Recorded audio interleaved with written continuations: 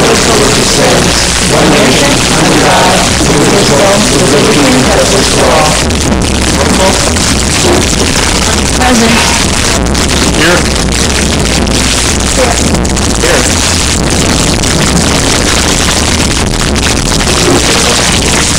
Mr. Becker, if you don't mind, first. Right now, we talk about the children, and also what's time. I do have a few numbers that I would like to give out for something to discover.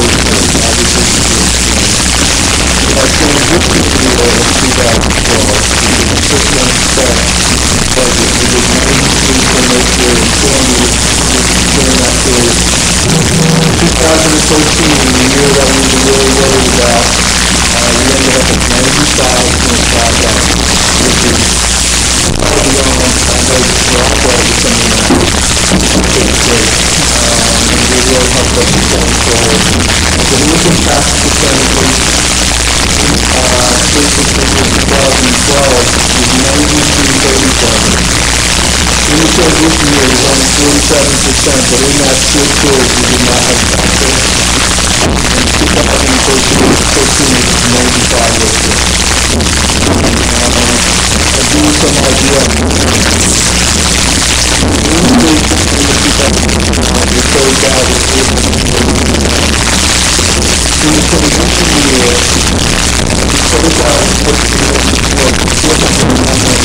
next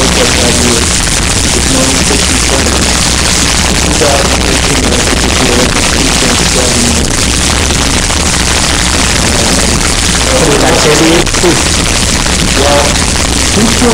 In the 2.7, we wrote about January, we anticipated approximately 500,000 standing days, and we also anticipated the revenue.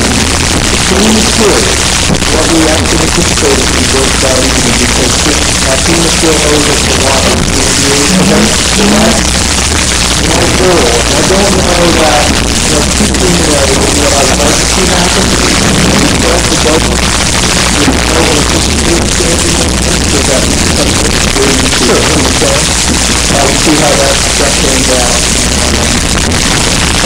We also closed out very well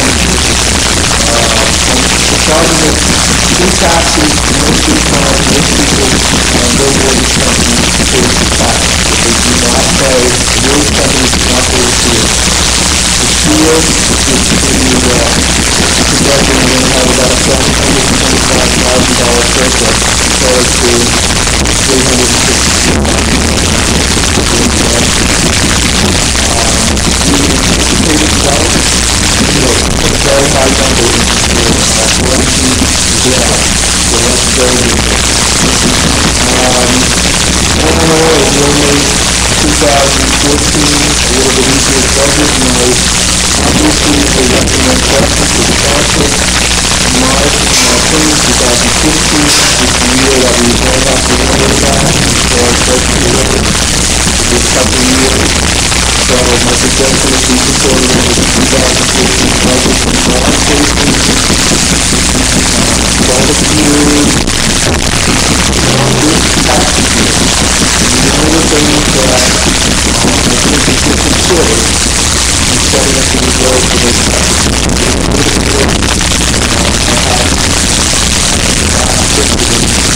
where we have phases on board on our end to helping us improve. I think it might be prudent to set up at least $100,000 reserve which comes directly out of the surplus. Stuff like that, short term to that.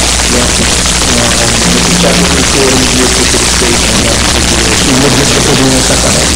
No, I could do that. Okay. I'd love to do it. No, I think preliminary set it up. Well, in my mind I'll set it up in the window we'll have a paper, make that final decision, run a value.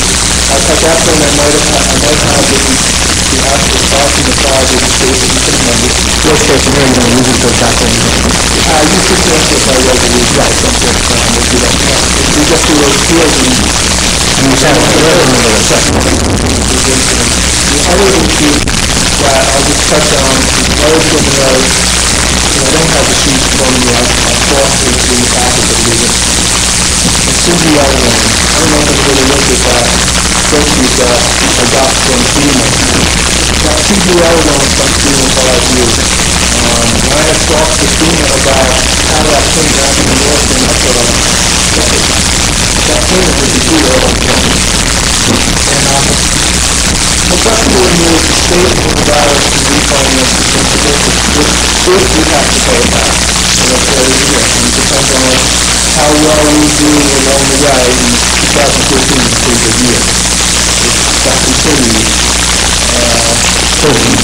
13 rather, is a good year, and if that continues, we may have to pay it back. But on that spreadsheet, there's accrued interest. And what I'm recommending is both in the fuel utility and in the current budget, we accrue that interest. We carry that interest in the budget and set it aside in the event we have to make that Sunday payment in 2018. At least we can cover the interest and ensure the state is going to get some type of funding to be released down the road. But I think that would be prudent on our part, and we don't have to send out something. Yeah, probably set us up as well as everyone else, any of their business. And then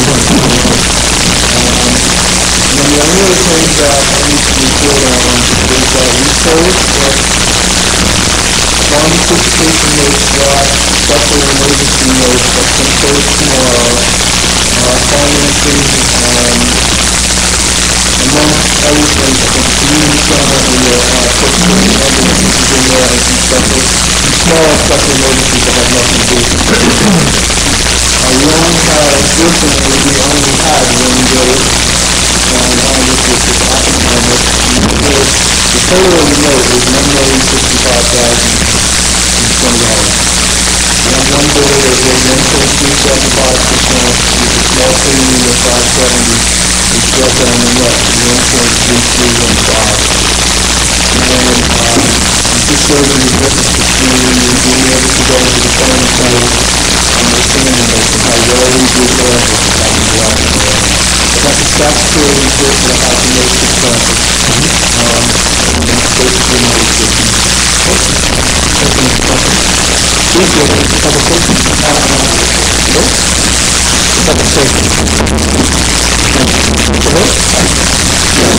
Sorry, you want to talk about the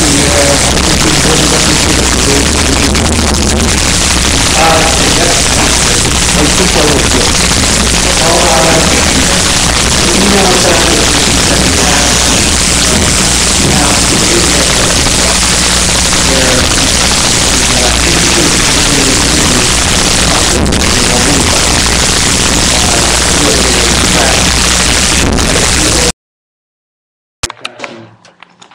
Some other drug addicted people and so forth.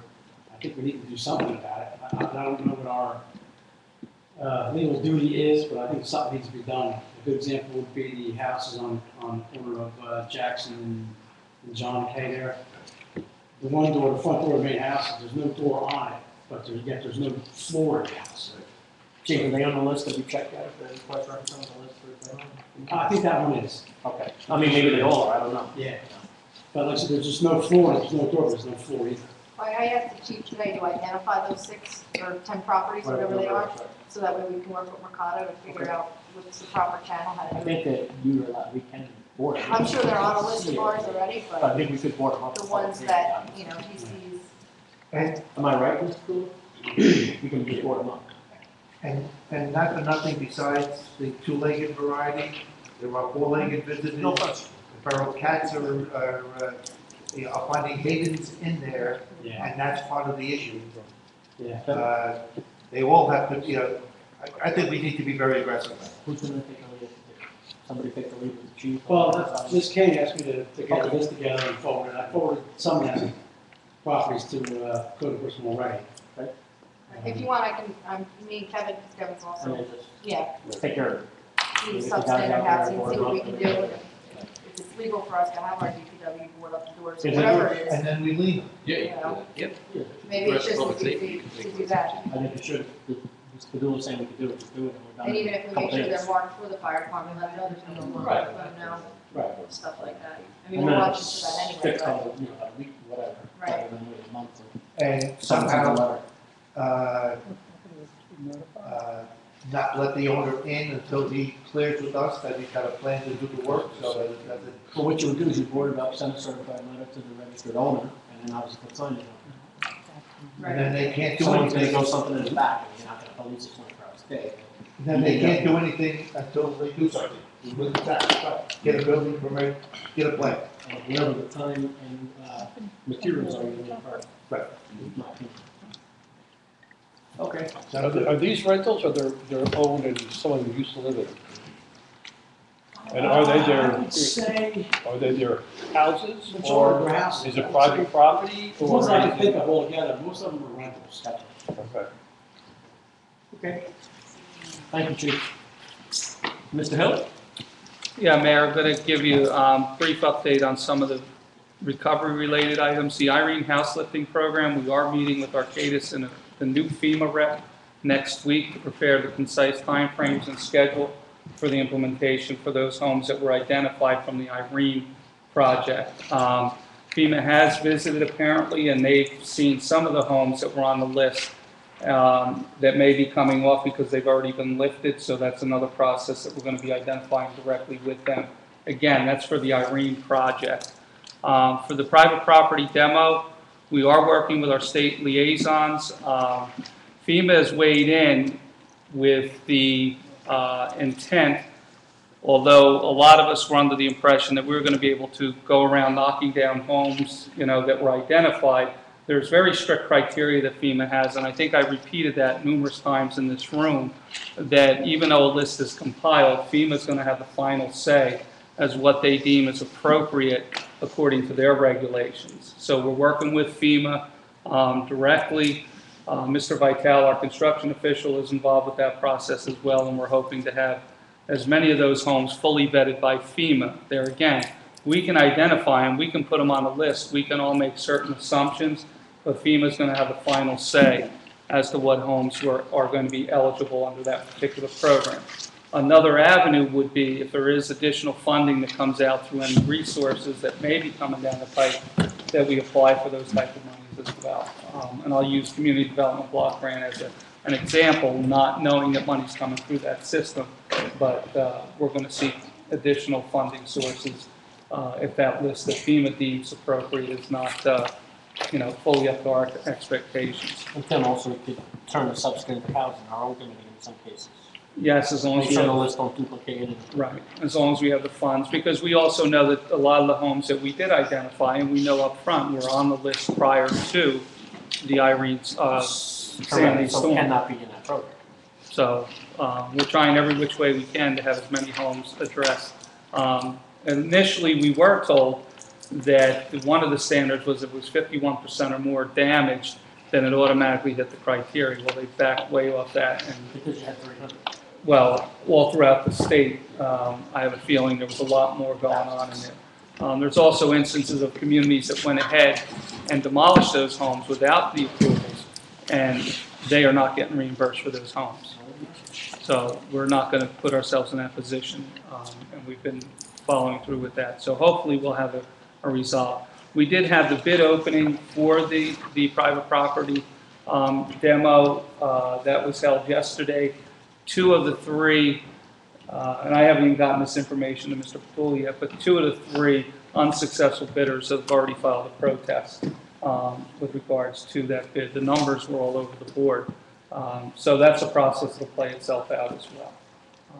So we're fully involved with that. On the project worksheets that are submitted, we have about 2.046 million in project worksheets that are submitted into the system in FEMA. 90% of that is about 2.160 that we're chipping away at and hoping that we come up above that dollar amount. That does not include the PP demo monies or anything else of the larger projects. Some folks, if you go into certain sites, they'll show us at like $100 million. coming to Highlands. Well, those were estimates based on if we were going to be eligible. We initially put in letters of intent to raise 1,000 structures in town. So that dollar amount is very deceiving because in some reports that may show up out there and people say, oh, Highlands is getting $100 million, and that is far from accurate. So, you know, it's what's in the system that we can't control, but we're working on that. The Workforce Development Program, we were notified that we're having a meeting with them tomorrow.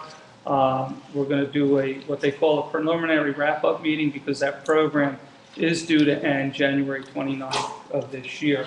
If they give us any indication, though, I think the NEG program, they are trying to seek additional funds, but it would have to be directly related to Sandy impact, and we'd have to, you know, really stick with that particular process. So there's no guarantees there, but we're going to meet with the workforce development folks tomorrow and see where we go with that. Under Public Works, I know our snow removal efforts were in place. There was some concerns and some issues that were addressed. We did have 3 additional seasonal hires that did work with that process. And in the meantime, I think we had somebody else come in and apply to assist with seasonal snow removal. DPW also was out doing the Bay Avenue garbage removal and also assisting residents, you know, with their concerns when they called. A lot of times calls would come into the PD too, and the police department would reach out to the DPW with regards to the ongoing snow and ice issues that did occur. We also responded to various sewer issues and followed up accordingly with Oswald, who came in 3 different sections of town this past weekend. Cleanouts had to be done. A lot of it is grease related, is what we're told. So that's interesting. High removal of grease. DPW is also identifying vehicle maintenance needs and coordinating that with the Atlantic Highlands Shared Service Agreement. From the Building and Housing Department, I don't have an official report from Mr. Vitale for tonight, but the construction office hours for the secretary are going to be from 10:30 to 4:30, Monday, Tuesday, and Wednesday. They're going to be more in conjunction with the existing borough operational hours, and the need for the evening hours has lessened tremendously. Might pick up in spring. Without fail. And then on Thursdays, it'll be 12 noon to 6 p.m. So it does fall into the 24 hours that were allocated, and we haven't increased that at all. Okay, well, can I just ask about that if it turns out that in the spring we're having an influx of people Sure. wanting, would we adjust those hours again, we'll look at it? Absolutely. Okay. It's always open Okay. to revisit. Fine, thank you. Absolutely. Zoning office, I do have a report from our zoning official. 6 zoning approvals were given, 2 buildable lot determinations were made, 2 mercantile denials were recorded, and he reports that there's been numerous violation inspections conducted with regards to zoning.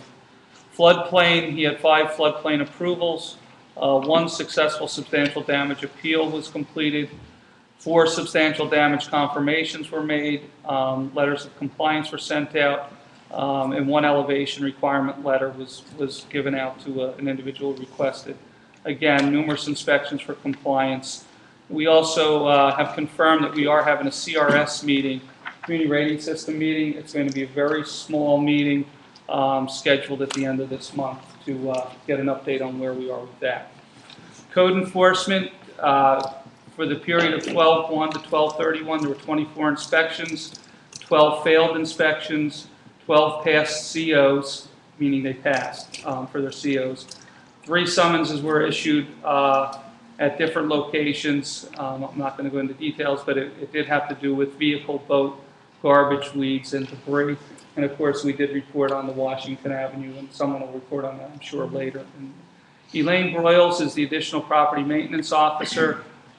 We've set her up with an additional email as well, but the phone number is extension 215, so it's 732-872-1224, extension 215, and Highlands Code Enforcement at gmail.com has been set up with her for temporary purposes right now.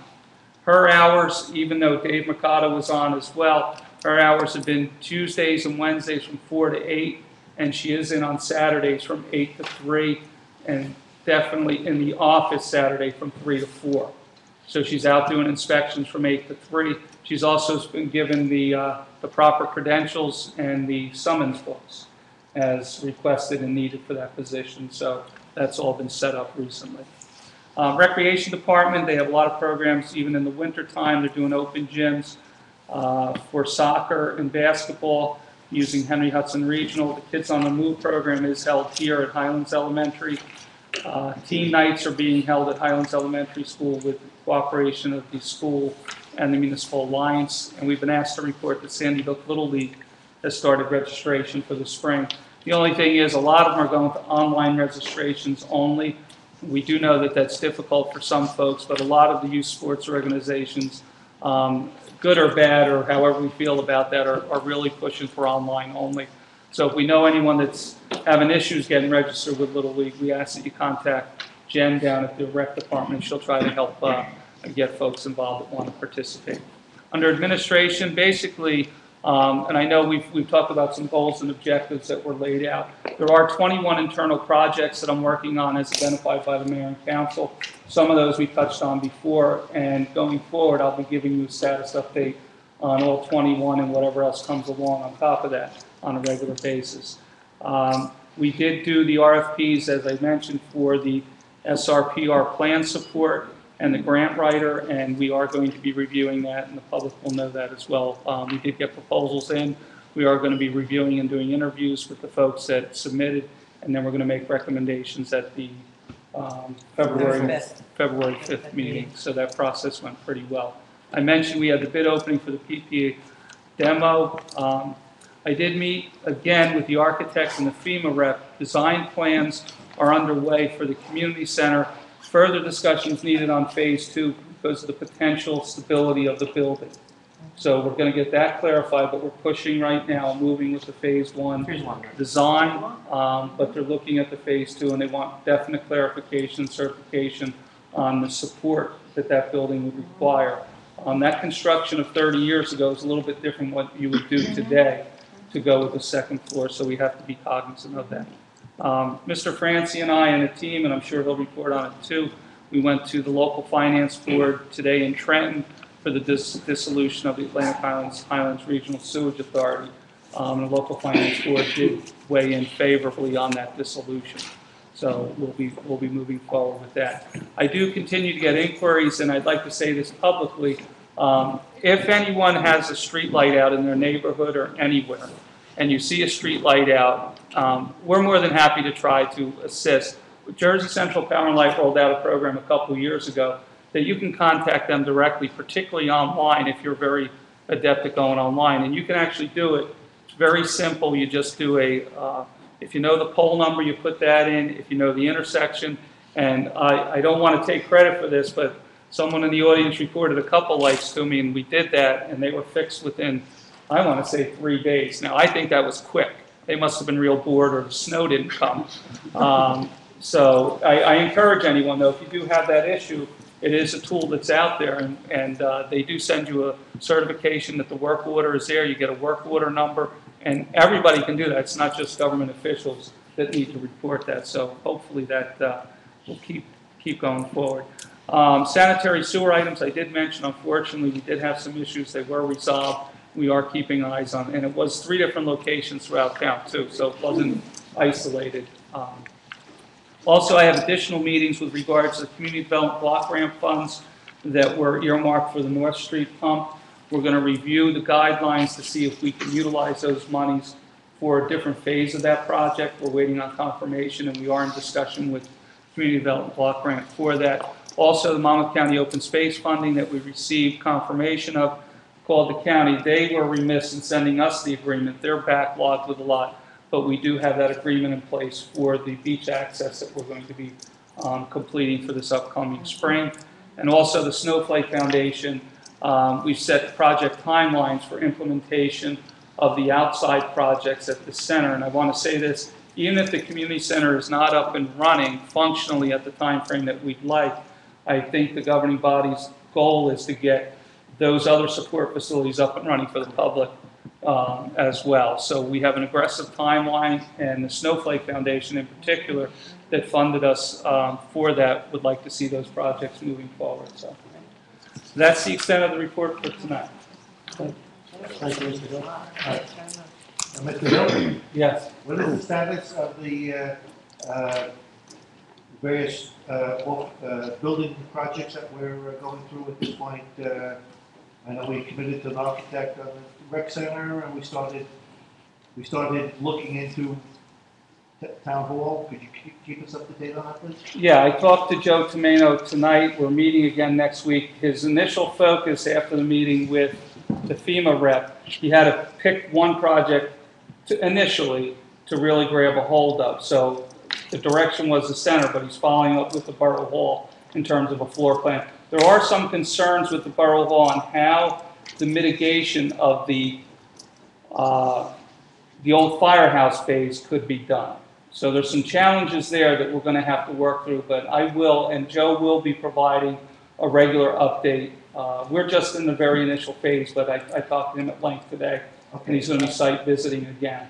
I'm a little confused because at this point, I didn't think we were going to spend a lot of effort in looking into redoing Bay Avenue, but that we were going to look at the Shore Drive.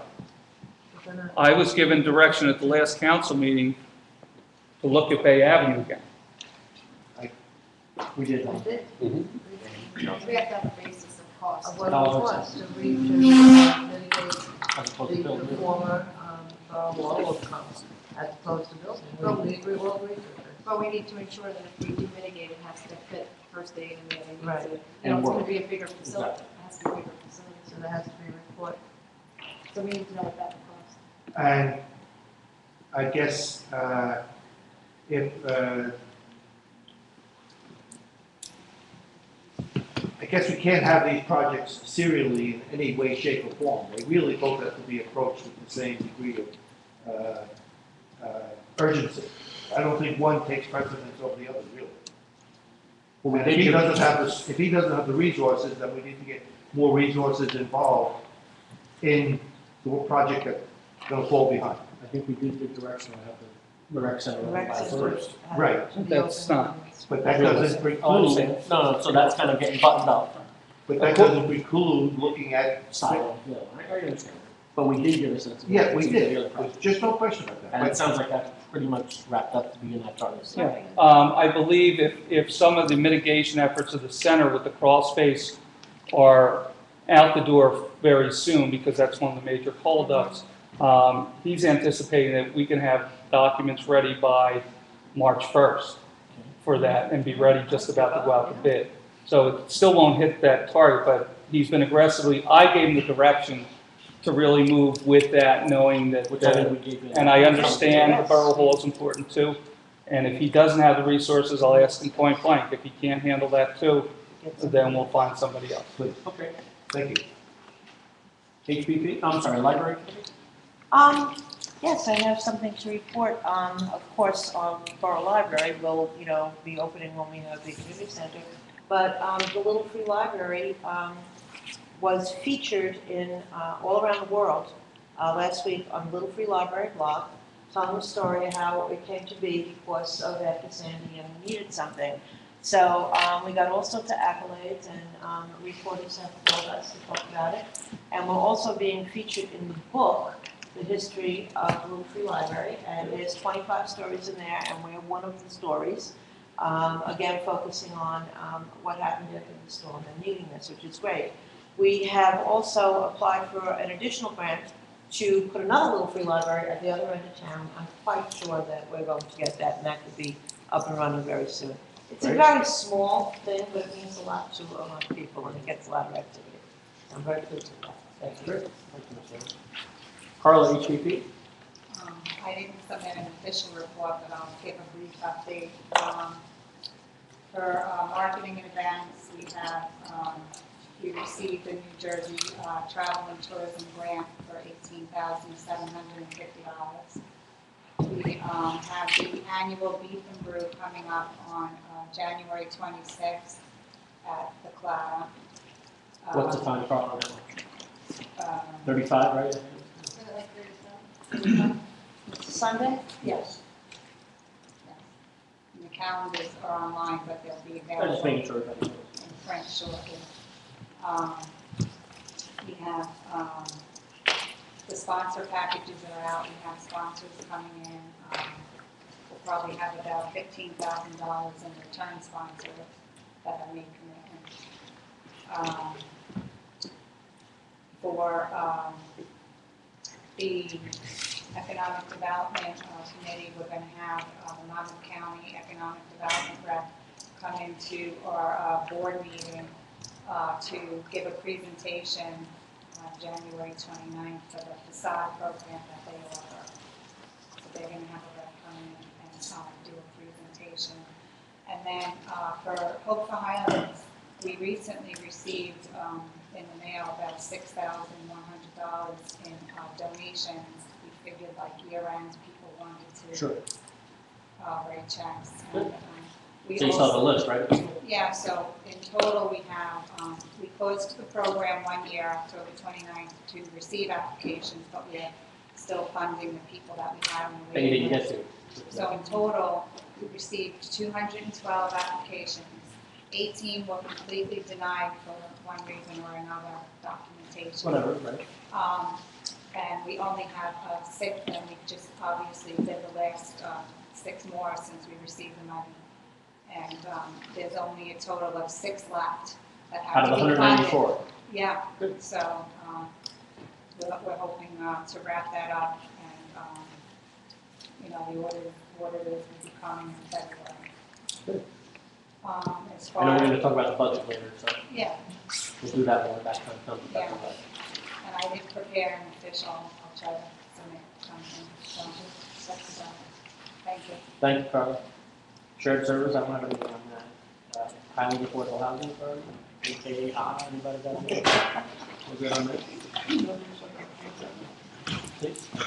Okay, I was asked to put together and work on a newsletter for the town, which has been a long time coming. So what I've done thus far is contact some other towns, and Seabright has been very gracious. I think that most of us have seen the newsletter. It's a quarterly newsletter. Is the first project that they put out, and I'm meeting with them on Friday, and on Saturday, to talk to the people who do it for them. I will be writing and asking for content as time goes on. I'm looking forward to having this published, I hope, by the end of March would be the first quarterly. And I will be asking people if things, if they want to help out or something they want to write for it. Also, as most of us know, Seabright does a phenomenal job. Their resource center, which is not their government, it's the resource center. They put out a weekly blast, and it's just great. The information they put out there, mostly about housing and sanding and rebuilding, et cetera. And I'm meeting with them also to see if we can do something similar. Since the resources, they're ending, like our workforce grant people, who, it's the same people in Seabright who are doing that. The grant is ending at the end of this month. We don't know if it's going to be postponed, so I'm not getting ready to ask these people to do it and then have it just shut down. But I'm working on it, and I will have a report at each council meeting, and we'll get this out. We really need to have it. Thank you. Thank you. We're going to have Mr. Francis going to give an update on the Atlantic Highlands Island Sewer Authority. As Mr. Hill mentioned, we went down to the local finance board. This was the second meeting, and they were very, very complimentary on our work. They approved the dissolution unanimously and thanked us for essentially removing a level of government. And that's the way they view it. All right, they are encouraging these things. The effective date is 3/31. In between now and 3/31, the council has to pass a resolution memorializing the dissolution. There will be a presentation before the resolution talking about the reasons why we did it, all right, the benefits, and it'll be a complete public presentation. There'll be comments invited, all right. The goal here is to make sure everyone, all of the residents understand what we've done and we've been doing updates all along, but this is just going to be a summary, all right? There's a shared service agreement between us and Atlantic Highlands, basically employing the same people who operate the system. They're going to continue to operate the system, but be employed by Atlantic Highlands, and we will share their costs according to the hours required, all right? And it's just, we don't want to lose their experience. We had no intention of ever losing their experience, all right? We want the system to operate normally, all right? There was some... We have no implications of pensions or... No. Benefits or nothing. Right. That is why we're working through Atlantic Highlands. It was advantageous from that point of view. Atlantic Highlands has a 7-member water department whose personnel have the skill sets to monitor the system. So at this point, the only real holdover from the existing sewer authority staff is the C2 operator, who is a licensed operator and who has the vast amount of knowledge to operate the system. We have as part of the resolution, they did this force main project. We've been talking about it, but the force main project, which was a capital project, was a $1.1 million project that the sewer authority went through. It ran into complications as it went down Butternut or Navasink Avenue, past Butternut. It ran into coal tar pipes from the New Jersey natural gas facility that's in Atlantic Highlands that was feeding Long Branch. Those pipes were abandoned 40, 50 years ago. And not marked there, correct? And not marked there, and contained coal tar, which is a regulated product. That had to be disposed of in an environmental way. Jacked up the cost of the project tremendously. We are suing natural gas to recover, New Jersey Natural Gas to recover those monies. It's about 1.6. All right, we are suing them, but the entity who created the cost is the sewer authority, but as of 3/31, the sewer authority is no longer. All right, so at this point, there will be an additional shared service arrangement between Atlantic Highlands and Highlands to pursue this suit. At the end of it, there's a high expectation for recovery, and at the end of it, the monies recovered will reduce the amount of debt that we incurred as a result of this. It's a nuisance, but at this point, we're going to we have to do it. So it's all good. We've had some special meetings because of the it's a time urgency with the meeting with the local finance board. You get on their agenda, you have to have your ducks in a row, and first meeting in December we didn't. There were things that we approved in the calendar year 13 that had to be redone just because it was calendar year 14. So that's what generated the need for the special meeting. And then you have your punch list? Yeah. We met all And so, had you been at the local finance board, they beat up the city of Newark for trying to do some of the things they were doing. There was several applications, and it was merciless. This local finance board is, it's not a stale, stagnant, stamp of approval on whatever the towns want to do. It's an aggressive, looking out for the peoples of the residents of the municipalities. They beat up Newark in a way that I was kind of embarrassed. It was, I would not have wanted to be on the receiving end of that. So it's all good. We're going to look at the sewer budget after we get this all done. Very glad to hear that we have a healthy surplus. We're going to talk about make sure we have an adequate budget to operate the sewer department, but going forward, things are in our own hands. and the debt, maybe lowering. And as part of our long-term recovery, we need to focus on I&I. That's how we are going to grow as a municipality. We can't have any more hookups to the sewer department because at this point, we're at our limit, all right? In order to, for example, the proposed units for Shadow Lawn, he would have struggled to get approval because at this point, there isn't capacity within Highlands allocation. So, but that applies to almost everything. Paradise Park doesn't have that issue because it's replacing on a one-to-one basis, so that's why and the onesies and twosies don't, but any kind of new project that's gonna require new hookups, will have to be approved by TOPSEP and won't get approved unless we reduce the amount of I&I. So that project kind of goes hand in hand with what we're gonna talk about later with the flood control project. Thank you, sir. Mr. Padula, is there a way if we did have any type of project that there would pay an impact fee to take care of anything? That who would have? Whoever wants to propose developer, Yeah, that's part of your development. and that would help you offset the, there's always options. Thank you, Mr. Franklin. And well, Paradise Bowman at this point, we're gonna request, we made that request to make sure his sewer doesn't go to our waterworks pumping station, but goes directly down to the, our pumping station on Shore Drive. Right. All right, so. Because we think that's newer, correct.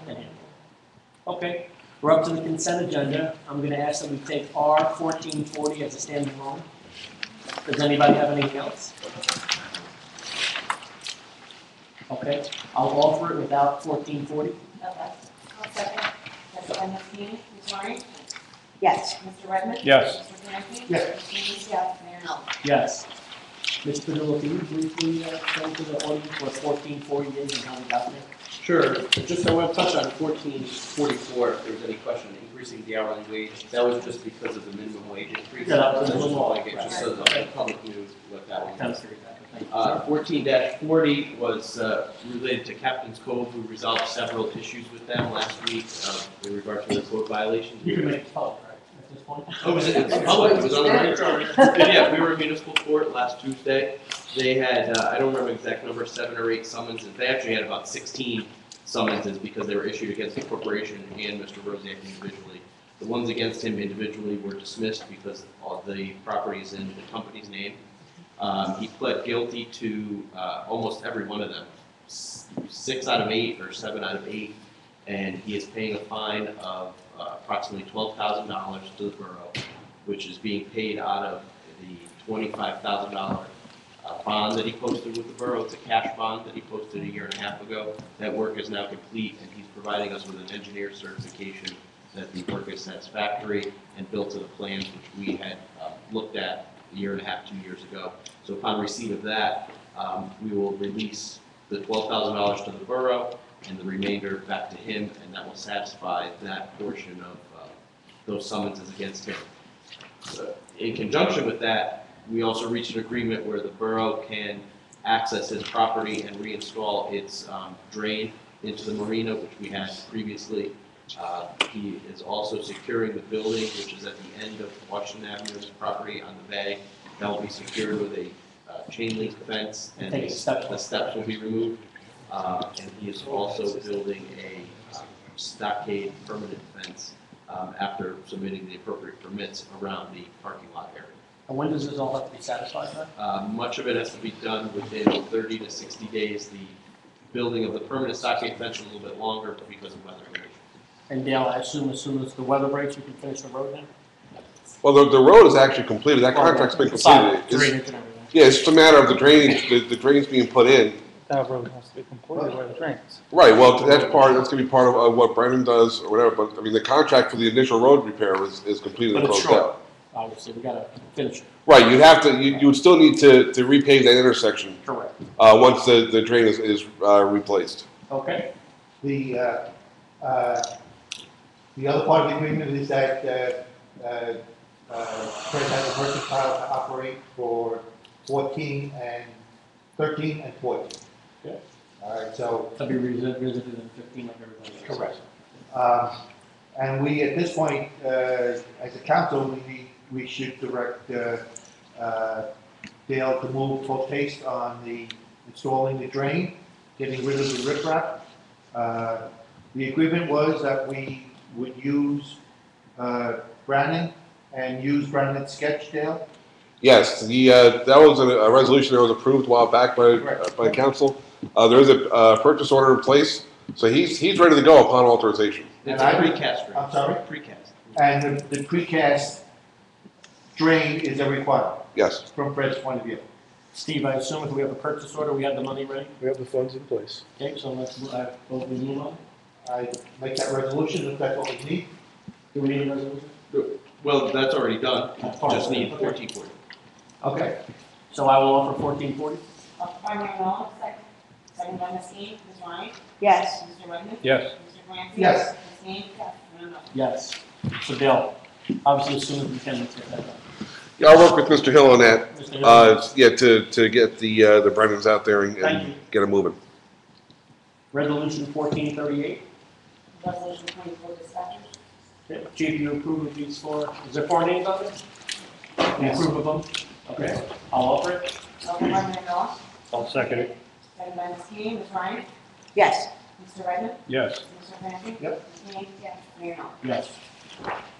Resolution R 1447, resolution authorizing professional engineering services. What exactly is this for? for Everybody general knows? engineering for 2014. I'm sorry, I didn't hear. Can hear you. General engineering for 2014. Okay, I got we're offering Tina. Specifically, Yes. Rob and Dale. Rob, Tina, and Dale.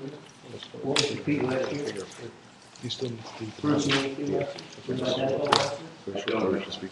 We did the exact, dollar amount last year. The same as last year? Was the fee the same as last year? Yeah, it's a 3-year appointment, so the agreement was the same amount for the 3 years. Okay. I'll make a motion. Offered by Ms. Kane, Second. second by Mayor Mellon, Ms. Ryan, Yes. Mr. Redmond, Yes. Mr. Clancy. Yep. Ms. Kane, yes, Mayor Mellon. Yes. Resolution R 1448, resolution amending professional services. Is this for Mr. Arnett for the tax appeals? Yes, this is what Mr. President was Same as last year? This is an amendment of last year's. We went slightly over the 15,000. Because of the workload? Yeah, and I do believe that for 2014, we did an initial resolution for 15. We'll see how it goes, but my gut feeling is that will go over too, because there are at least 5 or 6 active state boards that are decent sized appeals out there right now. Okay. All right. And the overage is $856. Yeah. Anyone else have any comments from the board? from. Okay, I'll offer it. Offered by Mayor Mellon, second by Ms. Kane, Ms. Ryan, Yes. Mr. Redmond, Yes. Mr. Clancy. Yep. Ms. Kane, yes, Mayor Mellon. Yes. Resolution R 1449, resolution accepting resignations. We're just accepting the resignation, correct? Right. Okay, I'll offer it. Okay. Offered by Mayor Mellon, second by Ms. Kane, Ms. Ryan, Yes. Mr. Redmond, Yes. Mr. Clancy. Ms. Kane, yes, Mayor Mellon. Yes. Resolution R 1450, resolution appointing an alternate number 2 zoning board member. I think we had 4 people apply. I'll offer Linda Ziemba. I'll second that. Second by Ms. Ryan. Yes. Ms. Ryan, Yes. Mr. Redmond. Yes. Mr. Clancy. No. Ms. Kane, yes. Mayor Mellon. Yes. Motion carries. Moving on to the Highland Business Partnership 2014 budget. Time for public hearing and has been published. Okay. 1446. Steve, you ready? I'll open the public hearing. Carl, you want to briefly talk about any changes or anything like that? No, there were no changes. Same as last year? Yeah, the board fell, in light of the hurricane. Sure. I think that was in good taste to do it that way. See some of the projects, go through and maybe some of the grant application. I understand. What we talked about, and I know that we seem to talk about it every year after there's an issue, if we could somehow advise, and I know myself and Rebecca talked about this, the groups that are doing the Memorial Day Parade. Because we've had a couple issues the last 2 years, and it seemed to be even the one year, right, Tim, was it a year and a half ago? 6 days before, we didn't know we were having it. Well, one got canceled because of weather, correct? Right. But one, we didn't even know 6 days before. I'm not saying anyone's gotta work for free. I But know. maybe we'll have a meeting sometime in What we March. did, I have no problem with that, I'm sure someone can. yeah, and I'm glad you brought it up, because I thought it would have came up when we passed our event calendar, but I don't wanna give anyone more work than they. I did bring it up at the board meeting, and they felt that, using the events as destination marketing and economic development to bring people in from the outside, they felt that since they were local of that, and the main question was, the main point was that, we focus on, I don't like the whole thing, I know. but the main point was that one of the board members suggested that the council or the town, whoever, Mr. Hill, send a letter to the veterans groups to be sure that they want assistance, because we didn't. If I got people from both talk about it, We didn't want to but I so. understand. And I think it was more of an advisory thing to get the ball rolling. Yeah, we could So it's like a certainly send notices Right. and get people, And kind of show them maybe you Of prove them course on we'll the help. practically. But we just didn't want to take on, running the event, especially without any knowledge that, the board member felt Well, we that can, we we'll would talk. be getting ourselves in trouble with Yeah, no, I those understand. groups. We'll talk like offline with the groups, Yeah. maybe if we bring something to the table as an advisory thing, if they want it. They did last year, so we'll see. Any questions from the public on 1446, the HPP budget? Seeing none, I'll close it. Would someone like to offer a motion to adopt the Oh, offered by Mayor Knopf, I'll second it.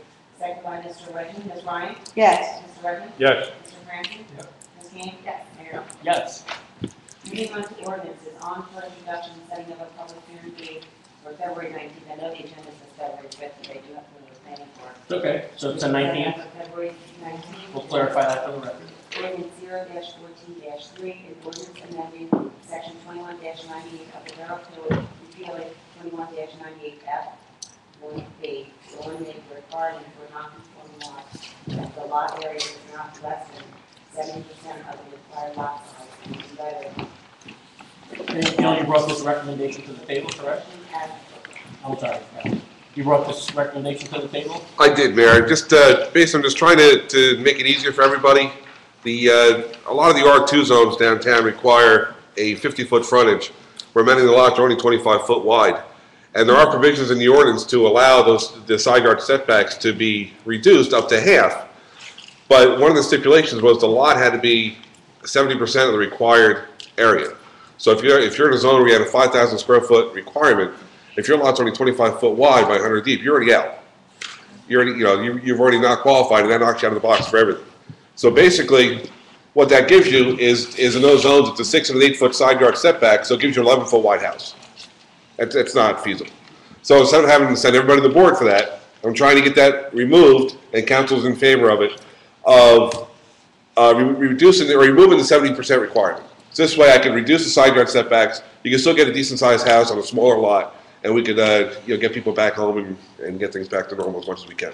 So Dale, this is something that I think the comment was, would have been appropriate even before it's in. Oh, absolutely. Because of the areas you're talking about. Absolutely, Mayor. As we've gone through this, and obviously we're seeing this much more now on a much higher scale since Sandy. Right. But this is something we've got to be fair to people with those smaller lots. Okay, any comments from the table about setting a public hearing for February 19th? The 19th is fine. All over? Offered by Mayor Knopf. Second. Seconded by Mr. Franklin, Ms. Ryan? Yes. Mr. Redmond? Yes. Mr. Franklin? Yes. Ms. King? Yes. Mayor Knopf? Yes. On for introduction and setting a public hearing date for February 19th is ordinance 0-14-4, an ordinance amending section 21-124.5, enclosure openings of the Borough Code to remove the requirement that there must be one opening within 3 feet of any building corner. Yeah, you want to just tell the public why you recommended this also? Sure. This is a requirement that was in the International Building Code and the Uniform Construction Code for years. And they have since removed it, not seeing a need to continue with it. So what I'm seeing during reviews as houses are coming in is that nobody's meeting this 3 foot requirement. And it results in having us go through a second step. But they have to go back, revise the plans, because I can't approve them because our ordinance doesn't allow for it. And then what happens in the field is a lot of these guys that are building the houses, they're not used to this requirement either, so they're not complying in the field. So now, when it comes down time to letters of compliance, I can't issue them because the ordinance is requiring a 3 foot rule for building corners. Now, basically IBC and UCC are in favor of, as long as you meet the opening criteria, the calculations, you're good. And I think the borough ordinance should agree with that. This way, it'll, again, eliminate need for the back and forth. It gets people through the process quicker, and again, helps getting these houses built quicker and everybody back home again. So this is another one to remove something that's been there for a long time, gets us back up with everybody else where we're consistent with the surrounding communities, and we can move things forward in a much more efficient manner. Okay. Thank you, Joe. Any questions on that from the table about sending that also for the 19th of February? No? Okay, I'll offer it. Offered by Mayor Nolan, I'll second it. second by Mr. Redmond, Ms. Ryan, Yes. Mr. Redmond. Yes. Mr. Francis. Yes. Ms. King. Yes. Mayor Nolan. Yes. That takes us to other business, and we can start with borough engineer status report. Which one are we doing, that's down here, other business. Okay. Right? We moved along to Fort Monmouth's other businesses. That resolution, we can do another business. If you want to do it now, before we get to the reports, you can do it now. Yeah. You have a copy? You want my read it? I don't have it in front of me, I can't. Expert. Let me just say, we were contacted by other towns and Mr. Cologne's office, and they've asked that we send a resolution to the governor's office requesting that they extend the housing in Fort Monmouth 6 months, because a lot of those folks are in danger of not meeting that requirement. And then there's really no more shelters obviously open or anything else, so I asked that Bruce draw it up, and we're going to vote on that next. But Bruce will tell you all the legal stuff. Sure, I'll just read it for the public. It's R-14-51, resolution of the Borough of Highlands requesting an extension of the April 1st, 2014 termination date for FEMA housing assistance for families displaced as a result of the damage caused to their homes by Superstorm Sandy. Whereas numerous citizens of the Borough of Highlands have been displaced from their homes as a result of damage sustained from Superstorm Sandy. Whereas many of these residents require substantial repairs or total replacement of their homes. Whereas delays to commencement of construction have been created by the federal, state, and local governments as a result of new flood mapping, insurance claims, and new building regulations, creating an additional hardship on these displaced residents. And whereas the borough hereby requests the support of neighboring municipalities, our local legislators, county freeholders, county clerk, and the governor, and federal office holders for their support in petitioning FEMA for a 6-month extension of the April 1st, 2014 termination of federal relocation assistance to those families who are still without a residence in the aftermath of Superstorm Sandy. Now therefore be it resolved by the governing body of the Borough of Highlands that a copy of this resolution be provided to the following: Governor Christopher Christie, Senator Joseph Carrillos, Assemblywoman Amy Hanlon, Assemblyman Declan O'Scanlan, Monmouth County Freeholders, Monmouth County Clerk, neighboring municipalities of Atlantic Highlands, Middletown, and Seabright, and Congressman Frank Coulon. I'll offer it. Offered by Mayor Nolan, I'll second it. second by Ms. Ryan. Ms. Ryan. Yes. Mr. Redmond. Yes. Mr. Francis. Yeah. Ms. King. Yes. Mayor Nolan. Yes. Thank you. Borough engineer status report. Thank you, Mayor. Report's brief tonight. Let me start off with just some activity down at the North Street pump station site. I did speak with Pumping Services. They were issued a PO to repair our existing pump last month. Those parts came in on Monday, and they're anticipating installation of that pump and getting pump operational within 2 weeks.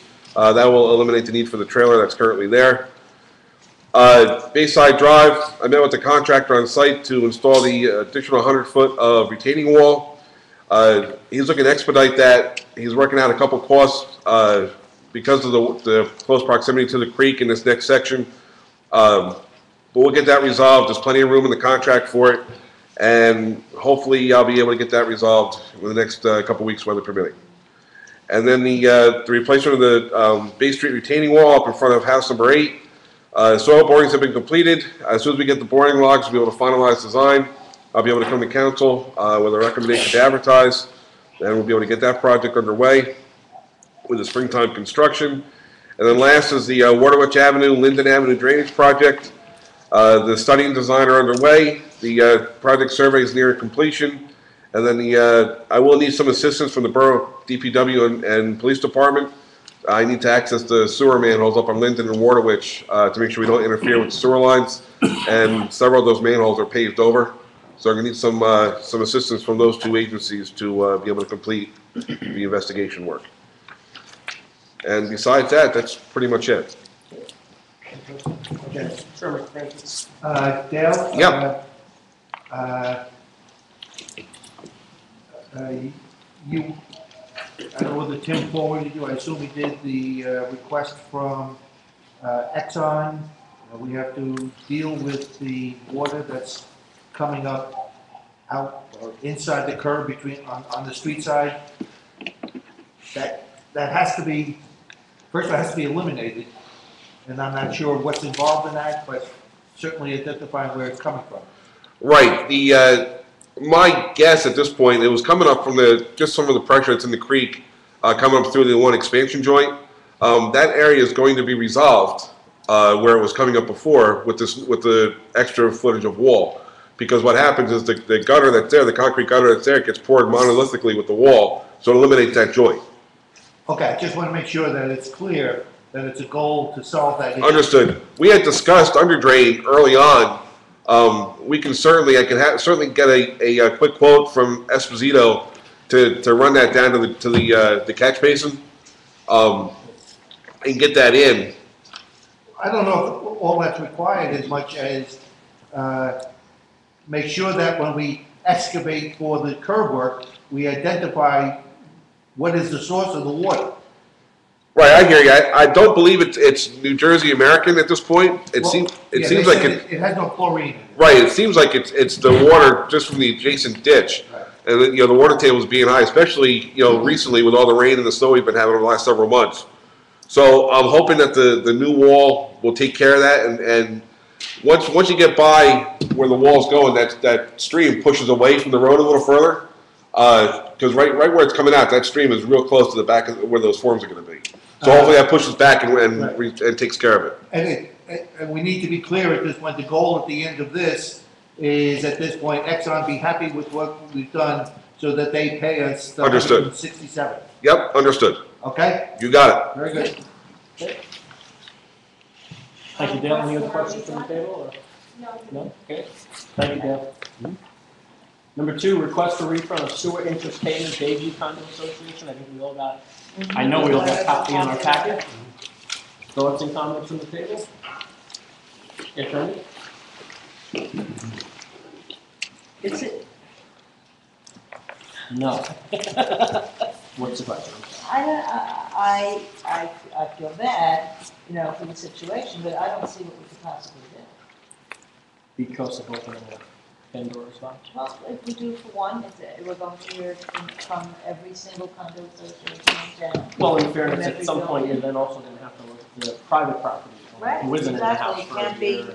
there's so many, and, Not that that is as meaning they're better or emotional less as I than the feel about condos. it, I don't see how we can be financially, responsible and do this. You're not asking for the sewer pump. You're The asking interest. for the interest, which was $4,900. We paid $97,000. Any other comments on the table? Let me make a suggestion. Bruce, I think that needs additional research. I'm not sure that the governing body has the authority to do that. I think that has to be researched as to I know the interest rate is statutorily set, not necessarily by local ordinance. We do have a local ordinance on it, but it's based on requirement of statute, so I'll look into it. yeah, I'm not sure. The governing body is limited in how they deal, at least I know on the tax side, and I would think the sewers fall in line pretty much, but before there's any answer to that question, I think we need to do the research as to what authority the governing body has or doesn't have when it comes to Because they probably don't want just waiving it, not waiving it. right. Well, if it's can't not- pick and choose, I mean, And they probably don't want you the reality is, That we're not at fault for having a bad management company here. Correct. The condo association's at fault for having a bad management company, which they have removed from the situation. Correct. So they won't incur those costs moving forward, but we have to be cognizant that, I could go away for 6 months if my friend doesn't pay my bills. You don't get relief from the tax. I don't pull my Discover card and say, I can't pay that. And Well, not in the to mailbox. sound to put aside, but It's the gotta person be who didn't fair. go away, that moved away because their house was underwater, is still paying. They're paying, or they're paying interest. Okay, so if anyone does have an appeal and they're not to come directly to the council, where would they go? I think that's what Steve's trying to get Bruce to find out, if there is a process. Okay. Thank you. So can we know by the next meeting? If there is in fact a process here on the field? Master plan discussion, this was put on by myself and Mr. Reza. We talked about it last year. We finished with a major project at the planning board last Thursday night. Was it last Thursday? Last Thursday night. And we would like the council to authorize the planning board to start the process of revisiting the master plan. Do we need to offer that or vote on that? The resolution directing that, No, maybe you could if you wanted. Yeah, let's do it. Can you do it now? or- formalize it? Okay, I will offer that we ask the planning board to take a look at the entire master plan and revisit it as they've done in the past. That means we're spending some 80 grand. And 2.7 in surplus, so. Well, no, that's not, I'm joking. no, but let me, there is a way, there's a statute that deals with these situations. If you're asking the planning board to actually redo the entire master plan, it falls under the same 5-year special emergency that Hurricane Sandy falls under, and can be, the council would adopt, I'm not sure if it's a resolution or an ordinance, would adopt a resolution or an ordinance, and there's a 5-year payback of those, of whatever it's deemed that we need, whatever we think this is gonna cost. And we float notes for the 5-year period, pay back 20% a year. And that's standard for revaluation, for master plan, for update of the code, let's say. So there is a financing method out there. I would say that for the planning board to come back with an estimated cost for us so we can take care of that. So should we direct a letter to them or? I mean, you could send a letter to them saying, we'd like you to review the master plan, could you please prepare a budget for us so that we can fund it for you? Perfect, so we'll do that from the mayor and council. Yes. Everybody agree? Yes. Good, and then at least they can tell us at some point what that is. Okay. Letter of support. We have something from, is this from Bob Martin, that letter? Yeah, that's a regional study that one of the organizations that's involved with the DOI funding, they would like to have our support because the project will include and be carried out in cooperation with the Navesink and Shrewsbury River watersheds. So really what they're looking for is that we support that effort, and if it is funded, we're hoping that Highlands will be a direct, we'll have direct impact in how some of those studies are going to be going forward. So It says they want to ensure the watershed's ability to reduce repetitive losses for the home and business owners in our community, and an ongoing effort to recover from the effects of Hurricane Sandy, alleviate future flooding, and protect the environmental health of our region. So are they looking for just like a resolution, Tim? yeah, or just a letter of support is fine. Okay. Yeah, so letter of let's- support. We want to Okay, that'd be great. Okay. Thank you. Authorizing bid specs for the $4.6 million flood control project. I know everybody here is talking about it. You want to take the lead? Yeah, that's fine.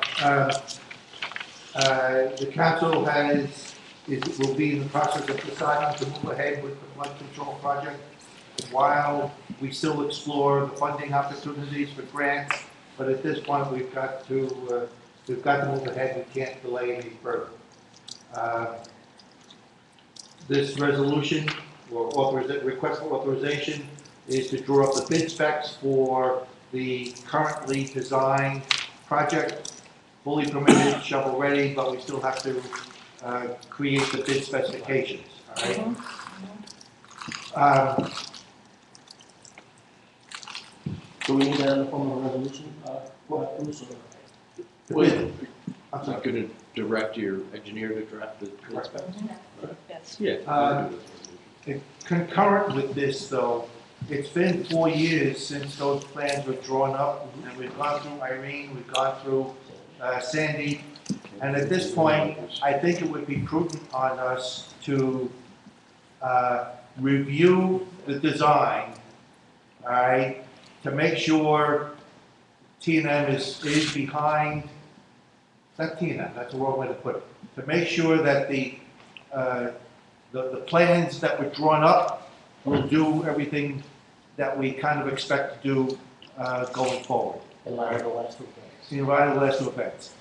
And I don't mean this in any way except as just to be prudent from the town's point of view.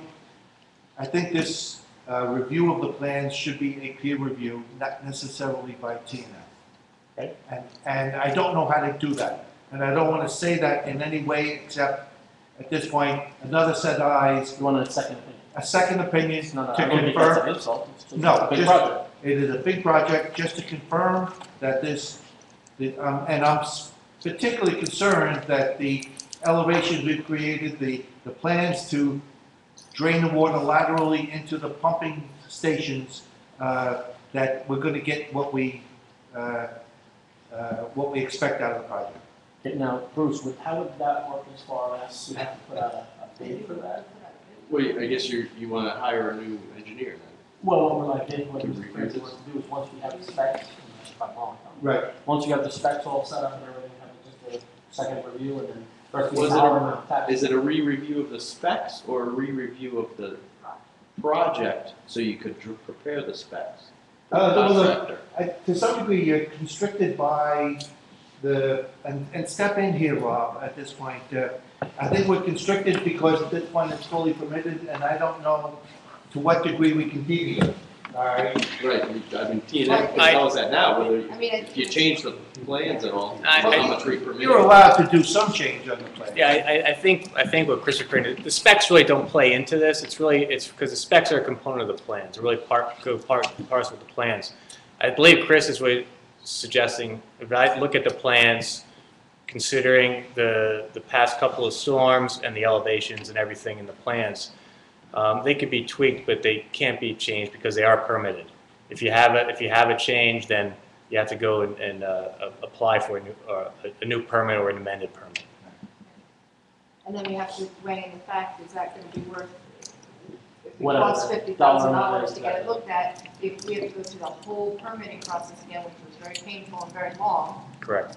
do we Because wanna you're- then prolong this another year and a half, 2 The years? other engineer could be subjective, not scientific. Put in their opinion, you know what I mean?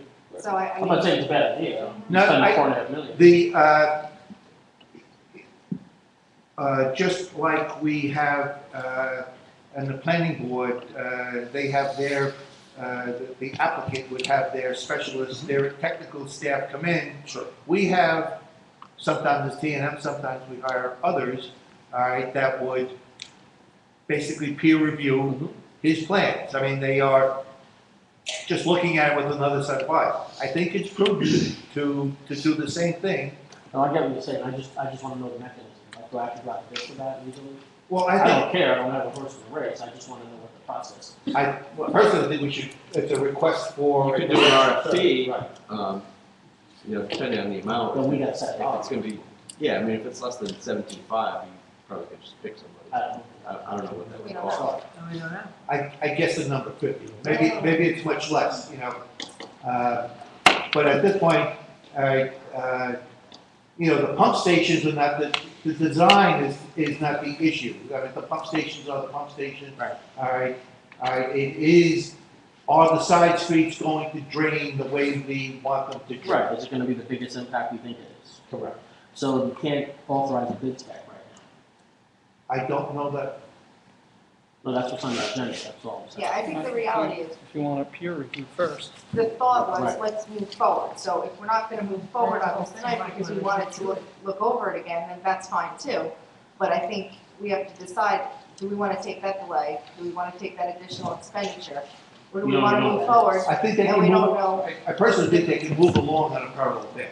Can you authorize bid specs if someone else is looking at it and like? Why would you though? That's my point. Yeah. Why would you incur that cost of doing bid specs if somebody has a disagreement about something and then we wanna change it on the bid spec?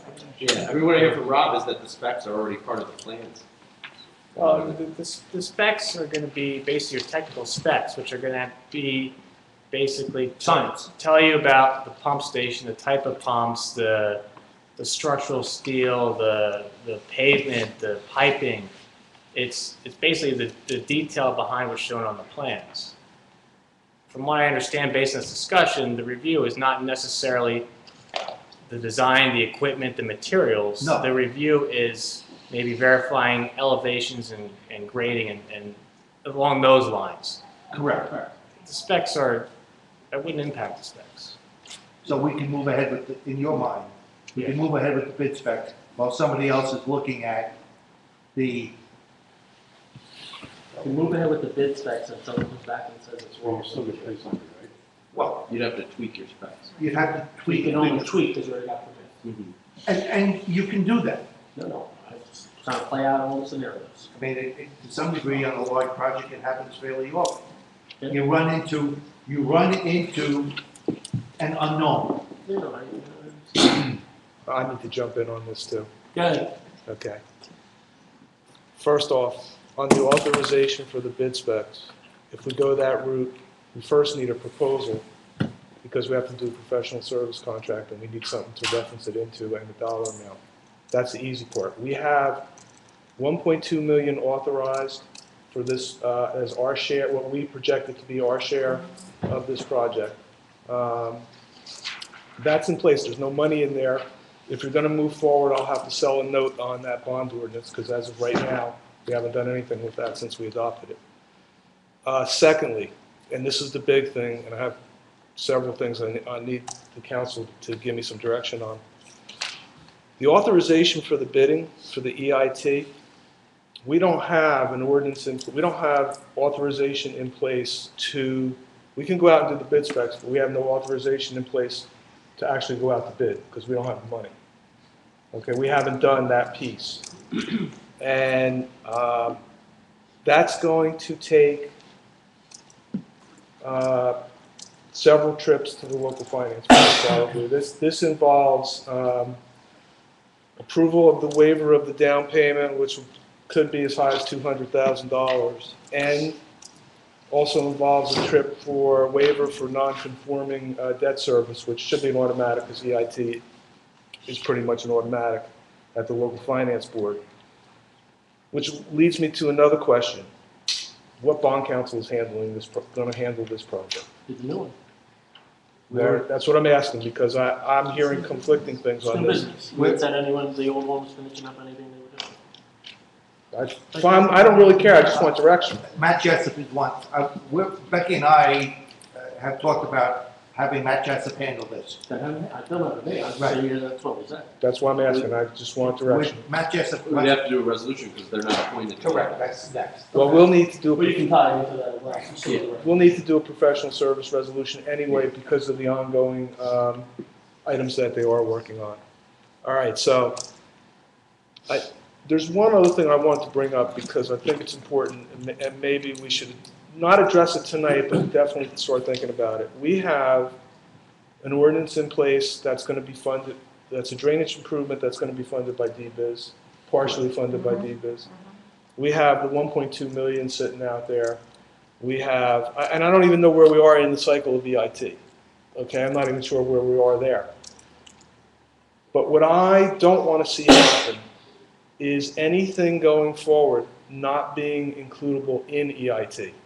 So we've already put out $400,000 and change for the initial engineering work on this project, and I don't believe it's EIT eligible.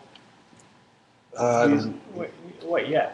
Yes, will it be? Yeah. Because I've got debt service out there on temporary funding, always hoping in the back of my mind this was going to be allowable to be included in the EIT at the end of the day. But that's my big fear. I want everything that we're doing, all these projects, we're kind of doing them one over here, and I want to wrap them all together. like even the North Shore Pump Station is another one that's out there too, which partially will be funded, I hope, by FEMA. But whatever isn't, I'd like to be in that EIT program, you know? We want to encourage all of that, Steve. Right, and I'm just bringing that to the table because my fear is that because it's being done, some of this is being done piecemeal, that we're not going to be able to get everything in that we would be entitled to get in. Okay. And so. Can you work on that with Bruce and obviously the engineer? Yeah, I did have a preliminary talk with Matt, and he was going to go on to EIT and see exactly where we are, if we're even in the funding Just to cycles. find out. We can find out on our end too. Yeah, like, we need to know, like, where we are, like, and that, are we in, or we have to apply to get in, where we are, because that really impacts the next step. But I can tell you, we've been in, we've carried it it's been carried year after year for the last however many years it's been.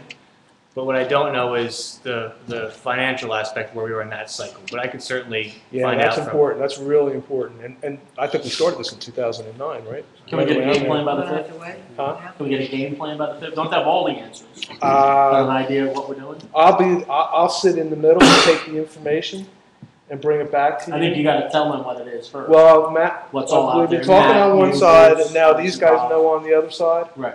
Okay, so that now they've heard my concerns about which cycle are we in, and can we get everything that we possibly can get in this, because this is really important. That funding, This is the time. yeah, that funding is cheaper than we're going to get anyplace else, and we want to take advantage of it as much as we can. And then Bruce will do a resolution for Matt on this project, because he's not technically appointed, but he was in the middle of it.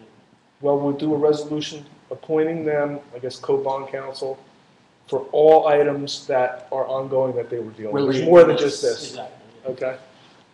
And I would volunteer to work with T&M to craft an RFP with specific questions about the peer review, to make sure that And a T&M dollar amount. Gotta set dollar. Yeah. Or budget wise, anyway. Right. Okay. Anybody else at the table have any thoughts or suggestions on this? That takes care of 5 and 6. Do we have anything else? I think we just, need to obviously show the public we're serious about getting it done. We're going to work diligently to get the grant money back, but I think pre-Irene and pre-Sandy, we worried we couldn't afford the project. Now I worry we can't afford not to do the project. There's too much to lose. We need economic development, we need to keep our residents safe, we need our streets to be as dry as they can be. So as much as I would much rather spend $4.6 million doing pretty projects and making things look nice, infrastructure is really going to be the key to boosting us in the out years. And like Chris said, it's true, we have to do this hand in hand with the street stuff once. We're digging up the streets. I mean, I'm watching Nat Gas, Yeah, New Jersey. New Jersey Gas, they just dug up Waterway.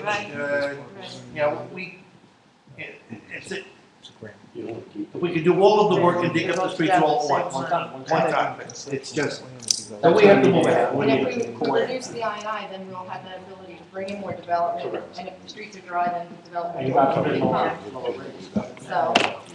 And we haven't even talked about getting specs for an I&I reduction townwide. That's kind of probably going to be part of it. One with 21 spots. We need to start getting the ball rolling. And we need to get the grant writer in place so we can get the grants for that. Sounds like we'll have them replacing the 6. Absolutely. If we hire them. Yes. Okay. Oh, I'm sorry, go ahead. The agenda, the first one would be drainage. So we talked about it. Okay, how about, Rutgers site? Let's see what this is. Rutgers. I got word that Rutgers has enough students to open the studio. So at this point, the studio will start January 27th.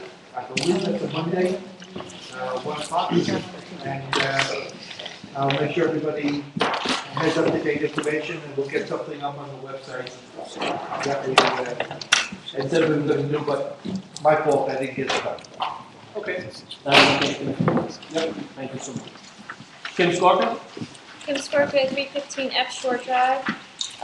At the January 1st meeting, there were a lot of people appointed to various committees, but I didn't see anything on the agenda about a substandard housing committee. Does that still exist? Yes, I thought we did something about it. Okay, I referred back to my agenda and I didn't see it listed. Okay. It's possible the committee's full, so there's nobody appointed, which is why it wasn't there. Which leads me to my next question. Is it possible to have these committees listed on the website somewhere? Because I got appointed to a committee that I didn't even know existed. And I have to thank Becky for getting back to me so quickly as to what this committee is, how often it meets, which is luckily twice a year. And if there was something on the website, maybe you'd get more people involved because maybe they would see that there are things that might interest them. Okay. Can I Please. just address that? I do know that Becky and I have spoken about this, and what we would like to see is a list of all the committees, the dates of their meeting, people who are on it, the whole bit. That's one of our goals, to get that out there. We would have liked to have it done by now, but it's not, but we are working on it. Okay, great. Because that was gonna be my next step, once the committees got up there, was to ask for details. Yes, okay. And obviously having, where they meet. right, having the meetings Where they in meet may the, be flexible. Right. Yeah, but I mean, in general, you In know, general, right. hopefully when the rec center's done, the rec center. right, or, have the meetings on the calendar. I know, like I said, some of these meetings, or some of these committees haven't met in the past year, which is very understandable, but once they start meeting regularly again, to include them on the calendar. Question, because I know it's been pushed aside, the sidewalk on Shore Drive, is that ever gonna be fixed? Ever? Yes. And Mr. Lubner didn't report on it when he gave his report, but we're asking Esposito, who was the contractor of the Bayside Drive, to come down and take a look at it. 3 of the local contractors have still not responded. They all tell me they're gonna go look at it, and they haven't proposed, so I'm sorry? So busy doing interiors and. Yeah, they have a lot of work going on, I understand that, but Mr. Lubner did talk to Mr. Esposito. Yeah, I did take them down there. They're giving us a price, and also to do the sidewalk and curb around the municipal lot by Havana, because that got all chewed up when we had the debris storage here. Right. So that try should to take cover place everything then. once if we could. Okay, So we're hoping. okay, thanks. And I think that's all for tonight, thank you. Thank you, Kim. Arnie Hughes? I'm Arnie Feud, 50 Valley Street. What I'm here for this evening is to introduce Lois Bazier and myself. Lois is the head of the newly formed Highlands Borough Arts Council. And the announcement is to let the borough know and to ask the mayor and council for an ordinance to support the new Arts Council. And to give a little bit of history, we went in front of the Atlantic Highlands Arts Council and asked them if they would work with us and work with the borough to form a borough arts council. So we have their support, their blessing, and management and approval to use their management, their 501(c)(3)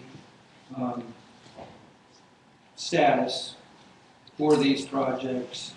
And so what we're here to do is to ask the borough and council to support this as a group. Arnie, can you send us a letter of what the mission is? Sure. I have Who's a on mission it? statement here. Yeah. Who's on it, when you're planning you're gonna meet, and what you would need, if any, resources from you? Yeah, we're not asking for any resources, just basically support this. Great. So we'll take a look at everybody.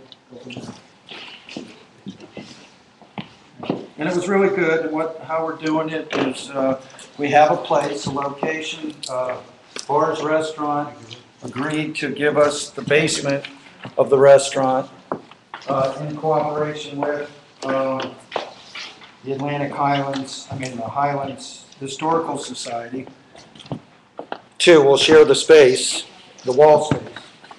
And it'll give us a place to show the work. It hasn't been possible in the past for the Historical Society to have a location. So that will come up. They haven't had their board meeting to approve that location, but it's been approved by Bars to do that.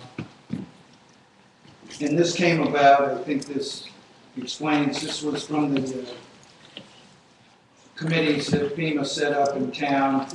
And this is, if you read through that, a lot of that's already been come to fruition, which is good.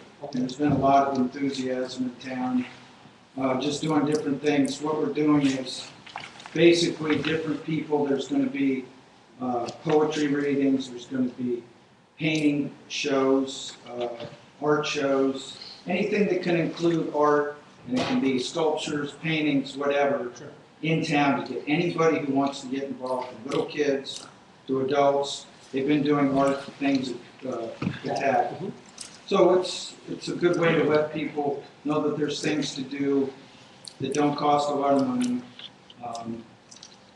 And so we're getting a good support. from them. What do you think you need from the borough as a sponsor? We're listed in this Well, what we document as a want to sponsor. do is we will start a membership drive Okay, and ask the mayor and council to become founding members. okay, There'll be like probably 100 founding members. sure.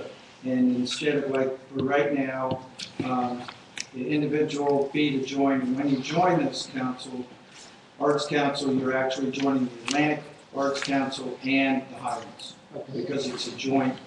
They've taken us as a project, they call it a project. But we get the benefits if you want to go to an opening or a sale. If they're selling something, you get a discount as a member.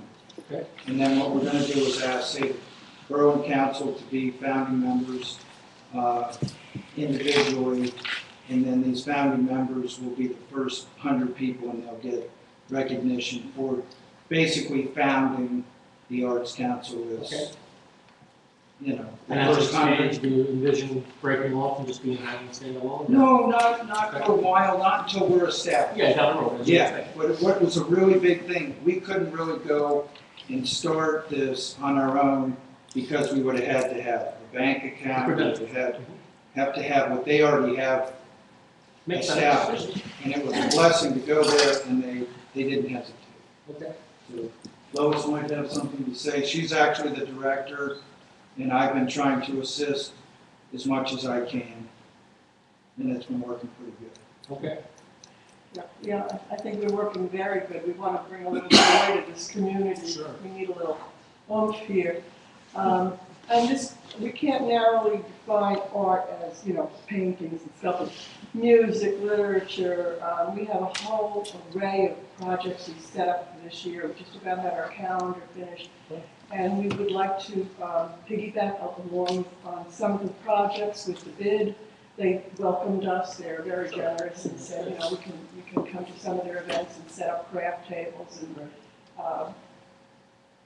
really, we're set up, at first, we're set up with the Monmouth County Arts Council.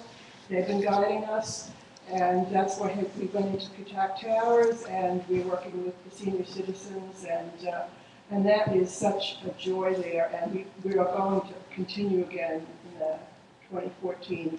We're just trying to set up our calendar. So I think this is going to be great for the community. Everywhere we go, we tell people what we're doing, and there's such enthusiasm. I just, you know, I haven't seen that since the storm. That's Tell good. you the truth.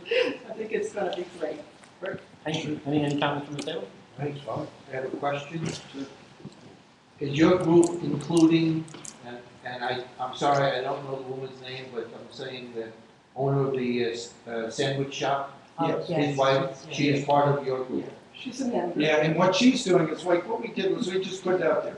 Like, she wants to work with kids, for instance. I just didn't want that, from my point of view, I thought they were competing, there was some sort of competition, especially related to the wall, the mural coming down. Yeah, that's been resolved, Excellent. and that will get finished. There's been Monmouth paint. County Arts Council gave her the money to finish her wall. Okay. So that will be completed this year when the weather gets better. Excellent.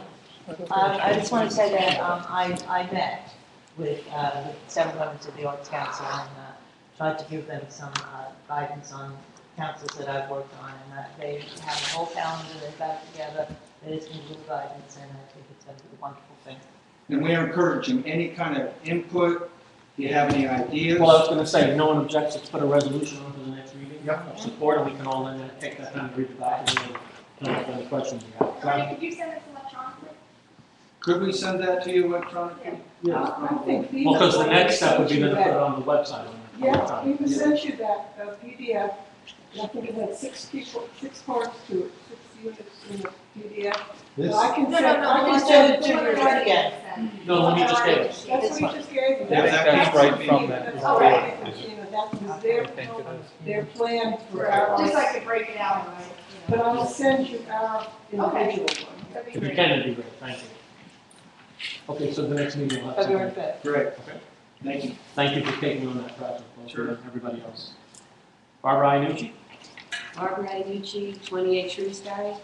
I'm just commenting on something stated at tonight's meeting. I would like to first really strongly recommend you move forward with those 6 to 10 homes that the chief mentioned. only because I've learned firsthand what violation of code can do to an adjacent property.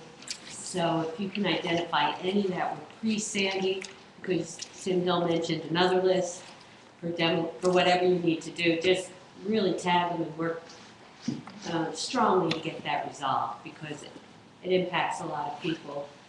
And then I also want to support Mr. Francie's request for a peer review.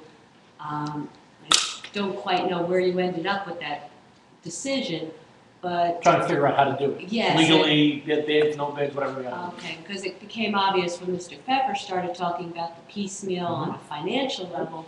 There is so much piecemeal that has gone on within the borough of Highlands over the past few years that you don't want to make a big oops on a $4.6 million project. We agree. And it does, the more you look at it now to make sure these piecemeal projects are all accurately reviewed, and that your project moving forward will cover anything you might not be aware of. I think that's very important. Maybe get under some, opportunity to get refinanced by doing that. And that also, yes, and then just as you're doing that financially, on an engineering level, I think it's very critical. Yeah, And I don't think just we want to disagree at all. support I think that. we just gotta figure out the mechanism, how to do it in the scope of how we can work. Good, okay, and that's all I have to say. Thank you. Melissa Peterson? Melissa Peterson, 17 Bay Street. What's the notification mechanisms for letting people know when roads are going to be worked on? And I'm kind of asking because I kind of went downtown and saw like Waterwich all closed off. But I also know that there, at some point you're going to be working on Bay Street. Bay Street's so narrow. I don't want to just like leave the street and all of a sudden can't get back on again. So I'm trying to figure out exactly how. Correct? Yeah, different, on that particular project at Bay Street, once the project schedule is announced, notification will be made directly to residents. Right, New we'll hit Jersey every other Natural resident. Gas did notify the borough that they're going to have extensive pipe work going on, and the timing of it unfortunately was when the weather was convenient for them to come in. They did notify the PD in terms of what was happening, but going forward, we're going to have to do a much better job with the utility companies on that. When it's our project directly, notice to the residents will be given adequately. Okay, and is there any, and I don't know if it's feasible or not, you kind of hit on this, about the coordination of we're ripping out the streets for the gas, we're probably gonna be, gonna have to rip out the streets again for the sewer, the pumps, and, thinking something other. And the drainage. So how many times are we gonna have to rip up the same street, or is there any, like, what type of coordination can we do? We're gonna try to maximize whatever coordination we can set up. Specifically, the I&I, which the sanitation lines run down the same street that the storm sewers run down, and we're hopeful that these both projects that can happen at the same time. That's our goal. But we're so, to be quite honest, we're sitting up here a long time with the plans for the flood control project, waiting for something else to happen. We need to move that forward, and we need to make everything else catch up to be coordinated. But the flood control project has to move. So we're trying to coordinate that with the infiltration project, but when you have utility companies, they don't go by our standards. We can't control that. In other words, if there's a gas leak, water main break, whatever, they come in and they do what they got. Right, this isn't an emergency, this is, they're coming in to, I guess, do maintenance, or was it? New lines, they're required by law every so Required by many years to law. replace the lines. They were doing work in front of Arnie's house 6 months ago? Yeah, they did the whole, they did. They've been working in But sections these of things town. should be scheduled. I would think that because what I've seen happen, and I don't know if you can agree or disagree, but there's supposed to be a 7-year law that once you break into a road, and I don't know for what reason, or I don't know, but I've understood that once you break into it, you're not supposed to break into it again for 7 years. No, that's if a road. I'd like to say, I It's a think the brand new town has a 5-year limitation. On a brand new. We changed it to 7. And What are you gonna do if it's emergency? so far, we've broken it every time. I mean, that's what I mean. Exactly. Shouldn't there? But how can you not do What I that? can say is that of course, we're gonna make the strongest effort to coordinate this. It's just Right. ridiculous if we don't, you know, because of how it's going to Well, affect question all mark. the residents, and, But right but now, we can't guarantee.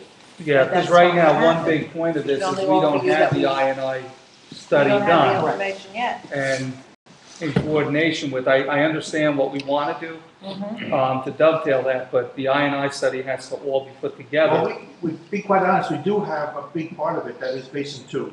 And at this point, it's probably fairly easy to expand that. I don't want to put words in Dale's mouth, but at this point. Right, but the drainage project is bigger than Basin 2, that's all I'm saying. Correct, that is Right. correct. That's a Basin fair- 2 is very little part of it. Now, is there any kind of deals or is there any kind of flow chart that engineering companies use? Like if you had a big plant or something and you knew that you were doing periodic maintenance, can't you plug this stuff in and say, okay, you know that these lines in town haven't been done for 30 years, there's a possibility that, I mean, just looking ahead into the future instead of managing by emergency, manage by planning? Arnie, that's what we try to do, but we don't make that call. I mean, we have a project that's been shovel ready for 5 years of an entire sewer basin. It's just getting money to do it. Yeah. You know, so unfortunately, sometimes it comes down to emergency repairs are required because there's not money to do that maintenance. There's lines that are 100 years old in town. Let's go back, let's finish up with Melissa, I'm sorry. You indicated that the police knew, they notified the police when they were going to close the road down, how much? Well, they don't give us much notification at all, they give us a day, to 24 hours to 48 usually. Well, there's a letter out there that says, it's from Keely, saying that we're going to be working on probably 10 streets, starting on this date, and it just would be nice to know. Can you state your name? In winter, that they're gonna shut my Well, gas she's off. back, so we'll go. And not be able to. Melissa, anything else? One other question on the CFO that's taking Mr. Pfeffer's place, is that locked in for 4 years? Is there an out clause with that? I thought it was a 3-year deal, or was it 4? 3.5? I forget if it was a 3 or 4 year appointment, but it's a statutory term. So it was 3.5 because of the start time in May. Oh, it is, because it's retro, the appointment is for a 4-year term, but it's retroactive to January 1st of the year in which you start. Right, but he's not on the job till May, when Mr. Pfeffer retires. Okay, and is there an out clause with him if there comes to be a point in time that we deem that No. it is, no, there is. Okay. That's it. Jennifer Olson? Jennifer Wilson, 61 Barbary. I'd like to thank you, Tara, for taking on the newsletter. I think that's a long time coming. And I'd like to volunteer to help with that. Great, thank you. My first question is, the street signs on Barbary have been gone for about 8 months now. I don't know why they were taken down, maybe to make the spelling consistent, but is there any way we can look into getting them back? It's all the way from Bay to the water. We do have a order in for replacement of, I believe, about 24 street signs at this point. I'm not sure how many are directly Barbary, but we'll look into that. If it was the spelling, I know there's been issues.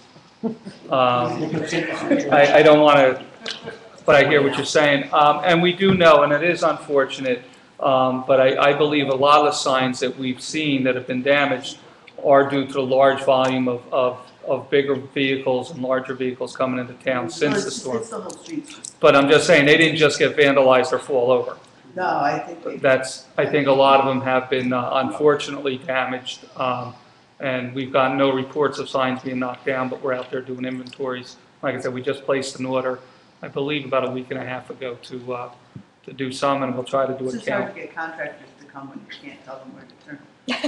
Well, you can give them, Is it the street? you can give them directions. I've read a 10, then you turn. If they have MapQuest, it'll tell them. Yeah. No, maybe not. It works very well. Next question. The minutes on the website haven't been updated since November 6th. Is that going, can we get that moving along a little faster? The December's were just. They were up yesterday. They weren't up this afternoon when I looked, but okay. Okay, I'll double check that. I'll check. Still, like, it just, there was like a almost a 2-month Just lag. approved December. Yeah, you couldn't do, they just approved December. There's always a month lag because of We had approval. 4 meetings in December, we just approved December. Okay. Well, it says that I looked this morning and then this afternoon there was new So stuff literally on just it, a few so, Sunday. you know, maybe it was the wrong dates, but. There's something Seabright had in their newsletter, a project that is going on with Seabright, Highlands, and somewhere else with St. Bernard's. Can you give us any information on that? Want to revisit that, Tim? They called us back again? We've been contacted by the Borough of Seabright and a couple of the organizations. St. Bernard's project had visited last year, and they were very enthusiastic about doing, I think, some demolitions and things like that. I don't think that ever panned out.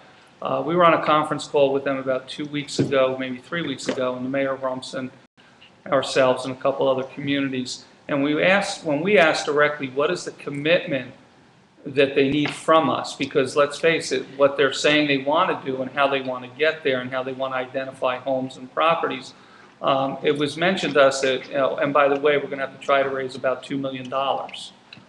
Now, that's not out there in the public domain, but that's the conversation that you have with the folks that are trying to put this all together. That was actually, that was in 12 because Ricky was with us. Right, and that was as far back as 2012, and then it has been revisited. So we're not, what they want to do is when they call us, they want to see if we're interested, and of course we're going to say we're interested, but then they hit you with they hit you over the head later, and not maliciously, but they do say, oh, by the way, just so you know, we're seeking funds and we're going to need another $2 million to hit everything that we think There was we a can project do. manager, office space, that was the last. Right. They actually posted some jobs through AmeriCorps to work with, like. Well, they're actively seeking to come in again, and I believe they resurrected. But a matter of fact, Mayor Eckwell mentioned that to us last Friday at the Federal Advisory Committee meeting we were at. He hadn't heard anything other than the one conference call we had recently. So we'll reach out, but like I said, the $2 million, when I asked the question of how are we going to raise this, they didn't really give us much detail about it. You didn't really know what you were getting for it, No. but the whole project. So we're looking for clarification, but we're willing to support their efforts, and if they're willing to come into Highlands, like I said, and it wasn't just $2 million for Highlands, No. but they, it was, so that's where we're at with that. We'll follow up. Question about the Captain's Cove. You said that the stockade fence, is that going to go around that whole corner and block the view of the water and everything else? He's going to hide all the crap behind it? Is that the purpose here, instead of removing it? Well, there's a contention of the use of the property that's going to have to be dealt with separately, and the judge actually weighed in on this when we were at court. And correct me if I'm wrong, Mr. Poole, one of the remedies, until we can really decipher, there's different contentions about the use of that lot and marina-related business. And that's sometimes in the eye of the beholder. However, we're going to enforce that the non-usable, destroy whatever equipment and the trash type stuff is removed as part of that process. However, if he has pylons there that are used in the marine business, or if he has equipment there that's usable in the marina business, then I think that's what we're looking at and seeing if the next step, how we can. So we were trying to come up with a solution. An option for there, because it doesn't seem as though there's enough room to store boats and everything else. Exactly. To make the fence now. Part of the agreement was also that he would not construct boats, because I know that had happened. Right. in the past. That was one of the things that was in the agreement, that he not in that type of activity cease. So. And we were driving at, that space is reserved for parking, and his contention is that is not the case. And so that where it comes back to what Tim was saying, we have to define what is that project, all right? Which means, we're not sure how we do that. Typically, it's the reverse. The owner asks us, what can I do? I'm expecting to do X, and we say, no, you're not allowed to do that. This is different. He's doing something, and if he's allowed, we don't know how we're going to get that educated. Who's going to make that decision? It's going to start with Dale. But, we can have some conversation with people who live directly around that, and we'll have to stare at whatever it ends up being. I don't know how the people around it are going to impact it yet. I really don't know yet. Well, they'll be having the roads done. Correct. One. Number two, they're not looking at the car. And the riprap will go away. And, right. Start. Carol Bucko? Carol Bucko, 330 Shore Drive. I wanted to bring this up tonight, but the thought came to me as I was sitting here. We had a municipal service contract 13 years ago, and it had no ending date. But then, after about 5 years, they said, well, it really doesn't go on forever. So we said, okay, we'd be happy to renegotiate it. And I have been trying for 5 to 6 years to renegotiate the contract. We did have a meeting. Who was doing it? Your legal representation or yourself? No, we're doing legal representation. Okay. We did meet with Steve Pfeffer either in 2011 or 2012, and we ironed out everything that we could iron out. And he came back to us and said there was only one project with the bulk pickup, and then I think it just got dropped. And then we had Sandy, and we were all wiped out, so, you know, we never had time to pursue it again. But the problem with the bulk pickup, see, we have to hire dumpsters because the borough has refused to pick up our bulk, and that was in the time of Johnny Urbanski and Billy Piazza. So they refused to pick up our bulk, and ever since then, we've had to hire a dumpster to pick up our bulk. And so the question was, of course, Everybody else for the record had to agree with them, because they could have tested 2 to 3. They couldn't have been the only 2 that did it, in fairness to that. There would have had to be a majority of agreement to do it. Oh, you don't know the fight that's not the problem. Oh, I'm sure, but it wasn't just you and that 2. There had to be at least 3 people that agreed not to do it. Like, me and Tara couldn't do what we wanted. We'd have to have 3 people vote for it. Probably sure, but I'm just saying that's the term. It's just not fair, they're not here. That's what it was. And the problem with the bulk pickup, of course, was the dumpster and how much you wanted to pay for it, like for 4 times a year. Because very often you have to have it renewed several times, like 5 or 6 times a year. So that's my first thing. So I want to sometime in the near future address that. Steve, you remember being close to an agreement? Well, I presented an agreement I presented something to council in executive session, and the council asked me to renegotiate with the association, and what happened was we were trying to come up with a formula calculation that would be fair to everybody in this particular situation. And it's funny because it came back to me where I was going with that. Well, because I ask him every month. Yeah. That's why it came back. Can we revisit this? Yeah, I think that the easiest way to do it, if we can obtain the information, and that's the hard part. But the town has bulk pickups so many times a year, and picks up X amount of bulk out of that bulk pickup. And there's X amount of residents, let's say taxable properties within the town. And if we knew what the tonnage was of that bulk, and we know what the cost is, that's the easy part. And we know how many residential units, let's say, or total units even, are in town, we can assign a per unit cost that we can multiply back against their units and maybe do something that way. Okay. The question is, though, now at this point, because of Sandy, and we've lost all those records. So the only other thing we could do. I do have some money. I need the town's records. I need the overall town's records. I have the tipping, like I keep my own tipping fee schedules going probably since I've been here, okay? 20 years probably. The problem is I can't pick out the bulk from that schedule, okay? So if I had the bulk tonnage from those pickups.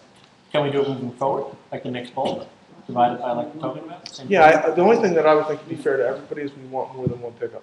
You know, to analyze more than one pickup. No, I understand that. Do like 2 or 3. Yeah. And we have recent data. Well, the other problem with that is we're going to need some bulk to help.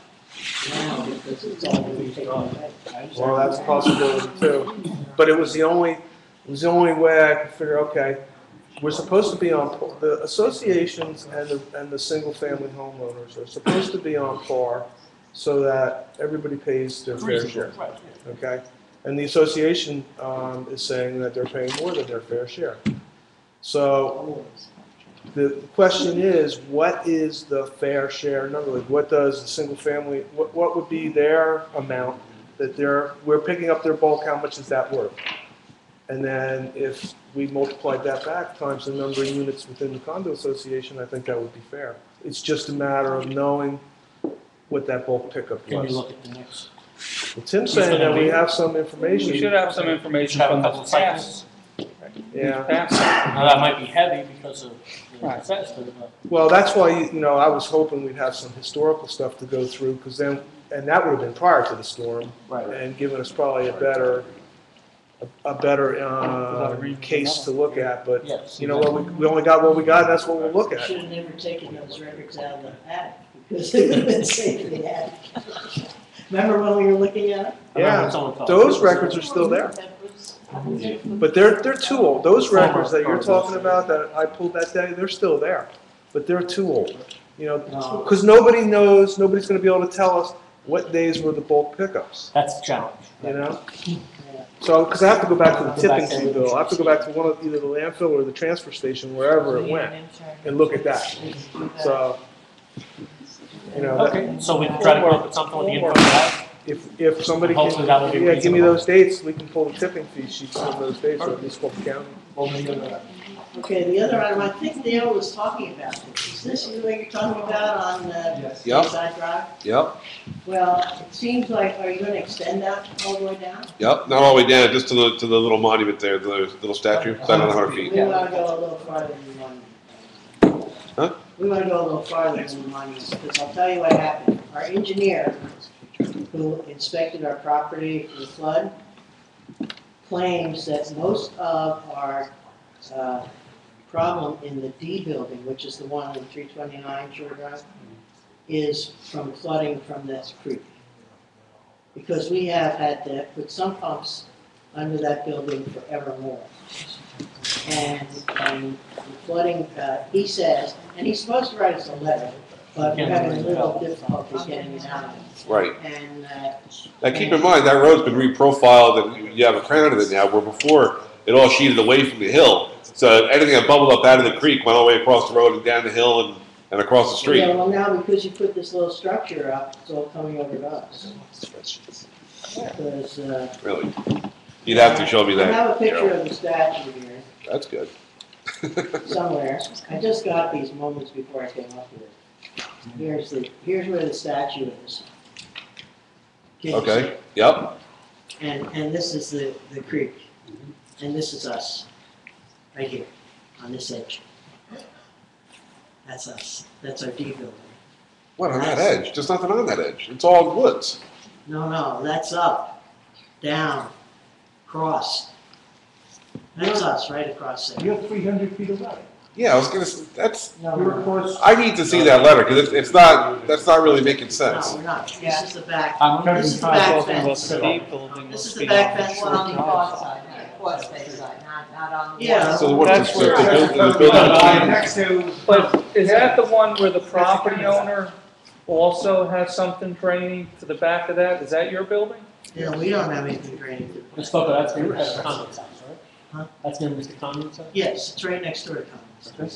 We were But this is our fence, and there's, the statues are right back here. Can you go down Because there? one and check woman this out? owned the whole piece of Yeah, property. Yeah.